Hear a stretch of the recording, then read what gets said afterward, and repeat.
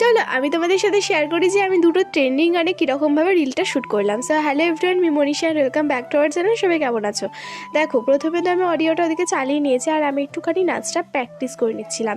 মানে আমি রাত্রেবেলা যেহেতু ভিডিও করছিলাম তাই কিন্তু প্রথমে রিং লাইটগুলো সব সেট আপ করে নিয়েছিলাম, আর এই ব্যাকগ্রাউন্ডে আমি ভিডিওটা করব তাই জন্য কিন্তু সব কিছু রেডি করে নিয়েছি। তো দেখো আমার কিন্তু নাচটা মোটামুটি তোলা কমপ্লিট হয়ে গেছে, আর আমি যেটুকু পার্ট করব সেইগুলো কিন্তু ভালো করে শিখে রাখছিলাম, কারণ আমার বারবার ভুল হয়ে যায়। মানে গানটা চালালেই যখন ভিডিওটাও করে তখনই আমার বারবার ভুল হয়ে যায়।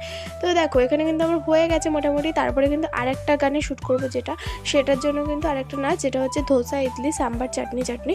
ওই গানটার জন্য আমি কিছুটা প্র্যাকটিস করেছি, তো ওটাও মোটামুটি হয়ে গেছে। আর আগের শ্যুটটা হচ্ছিল যে ওরে দাদা শোনো কথা, এই গানটা হয়তো তোমরা শুনেছো, এটা ট্রেন্ডিং ভীষণ। তো ওই গানটাতে হয়ে গেছে মোটামুটি। তো তোমাদের সাথে তো শেয়ার করলামই যে আমরা কীভাবে শ্যুট করি, মানে সব কিছু আগে প্রস্তুতি পর্ব চলে, তারপরে কিন্তু সবটা হয়। সবাইকে টাটা।